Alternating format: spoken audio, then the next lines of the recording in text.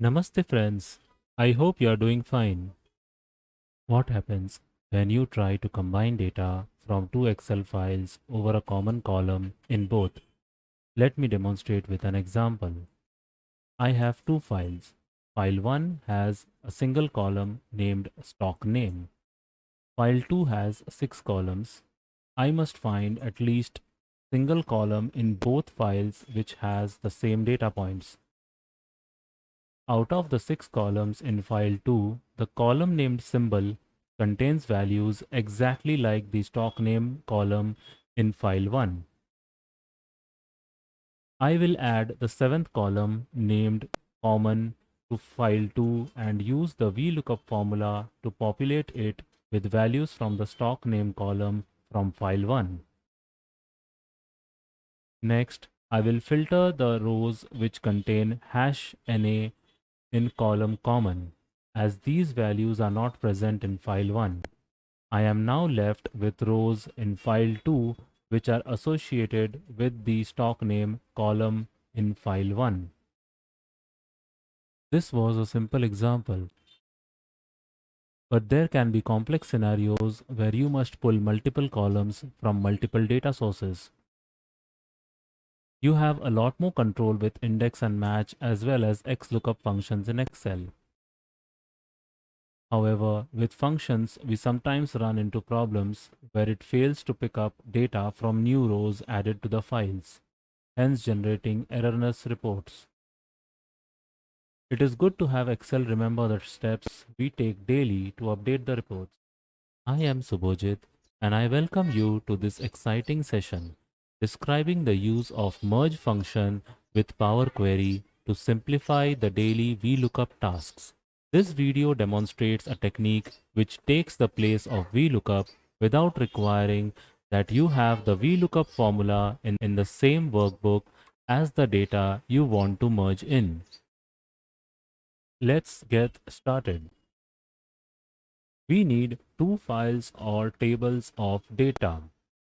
You can connect to your favorite data storage system using Power Query and pull the data into it. At least one column should be common in both files or tables. We need Microsoft 365 version or any older version of the software, which is equipped with Power Query. On older versions of Office software, Power Query can be installed as an add-in. Before we proceed, you can help me boost my confidence. Please like the video if you like the video. You can subscribe to the channel to get notified on new content. Share your thoughts in the comments section. Share the video with your friends and colleagues. Let's switch over to Excel.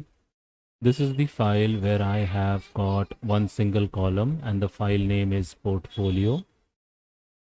And there is another file which is named all price, and this has the 6 columns from a previous video of mine where I had collated multiple files into a single Excel file. You will see the queries on the right hand side, queries and connections pane. I will leave a link in the description so that you can go and check out the other video where I have described the steps to collate multiple CSV files into a single Excel file. The first step that I would like to perform is to pull the data from the portfolio file into this file. The reason is there are some queries which are already present in this particular file. So the moment I click on refresh, these queries plus the additional query which I will be creating now, they will be refreshed in one go. To pull the data, I'll click on the data menu, get data from file from Excel workbook. I'll make sure that the location of the folder is correctly shown in the import data window. I'll click on the file that I am supposed to import and click on the import button.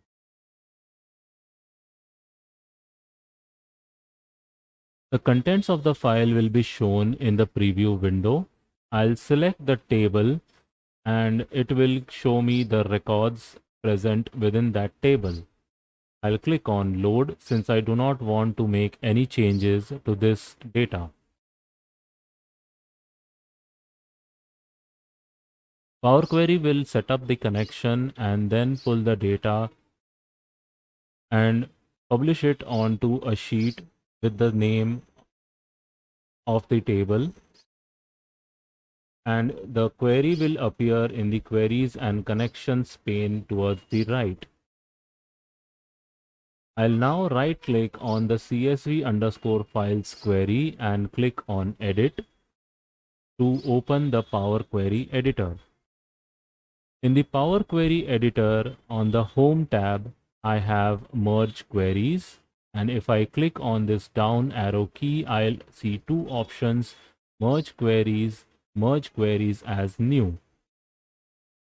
The difference between these two is merge queries as new will create a new query with your merge criteria, whereas merge queries will ensure that the new merge criteria is appended to the existing query.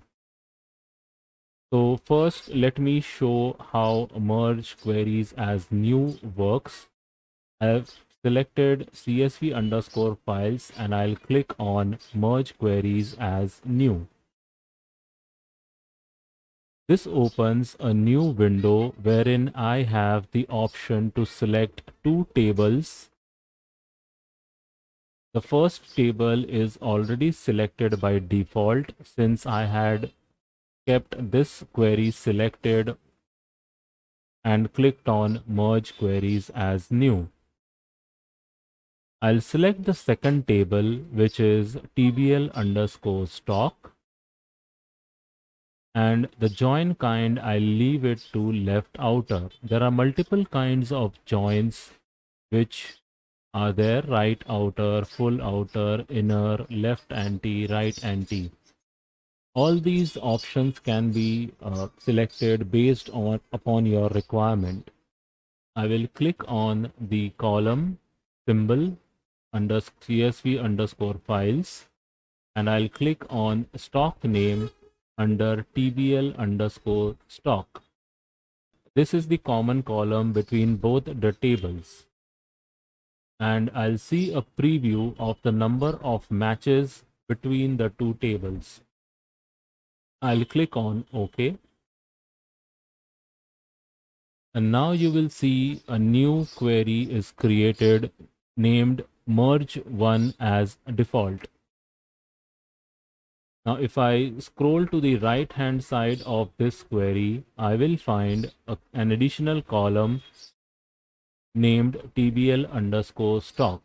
And this column has a table in each of the row, which is supposed to give me an outcome of the merge. There is a combine button on the header of the column. I'll click on this and it will show me all the corresponding columns within the merge. I can keep the original name as a prefix so as to bifurcate between the columns of the existing query and the merged query. I can aggregate the values in the columns if required, but for the purpose of this video, I'll only select the stock name column and it should appear in the column over here.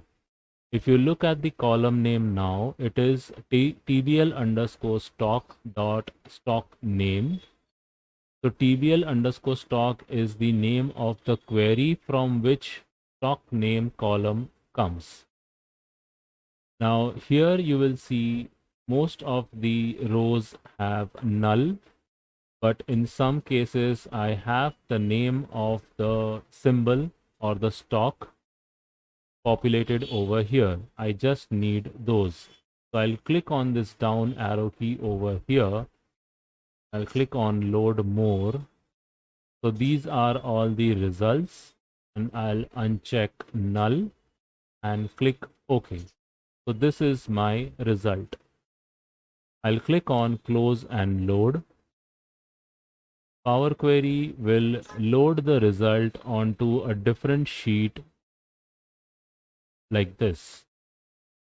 The next time I get fresh data incorporated over here, I'll just have to click on refresh all.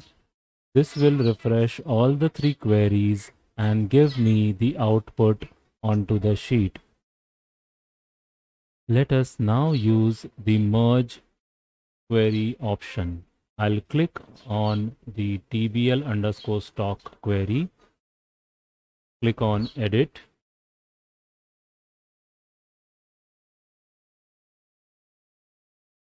and this time I'll select merge queries. Now the first table will be tbl underscore stock, and then I'll choose the cvsv underscore files table in the below section.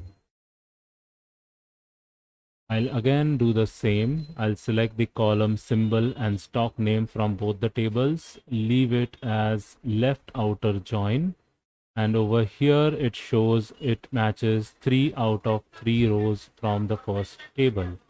I'll click on OK. Again, I get 3 rows with the table inside it. And this time you will see that there are multiple entries in the table. I'll click on this combine icon.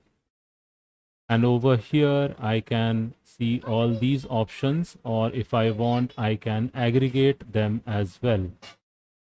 This time, let me choose an aggregation, that is sum of close price.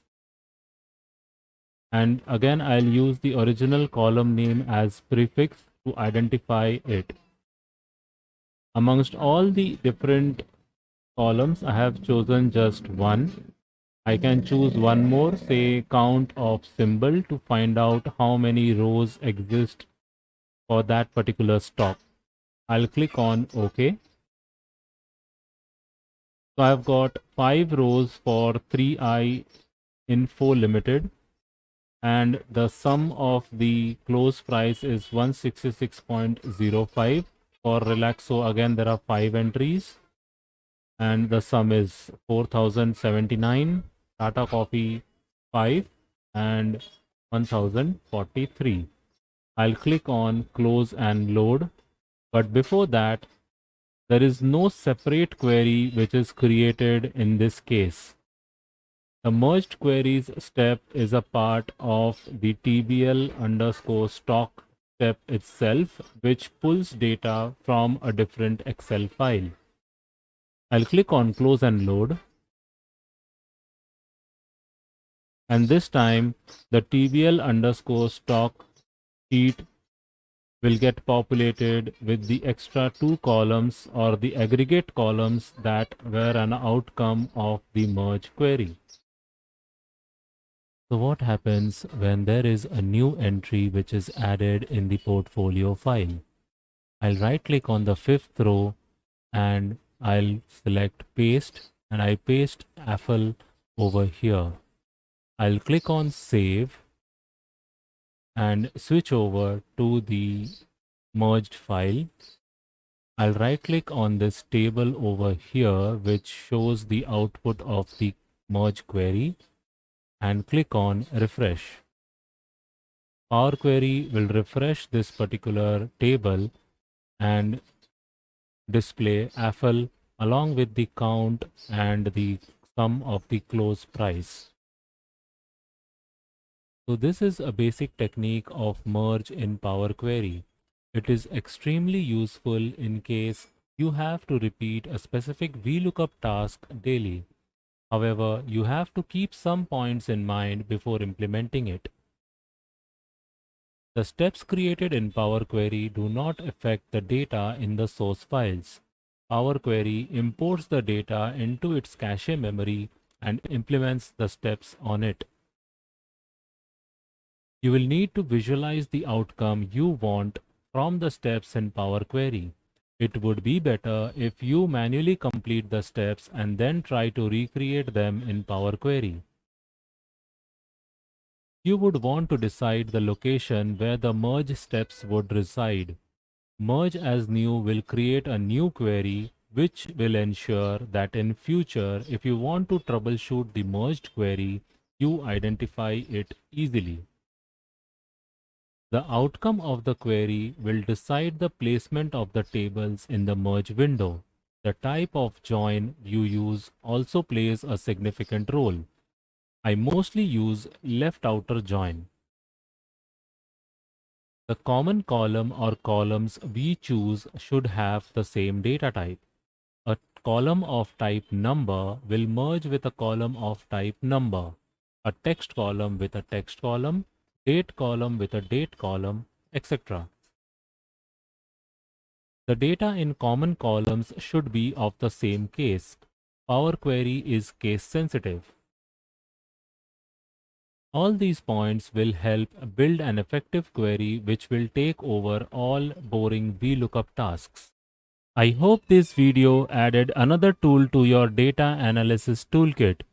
We will meet again in another exciting video very soon. Stay tuned, bye bye, and take care.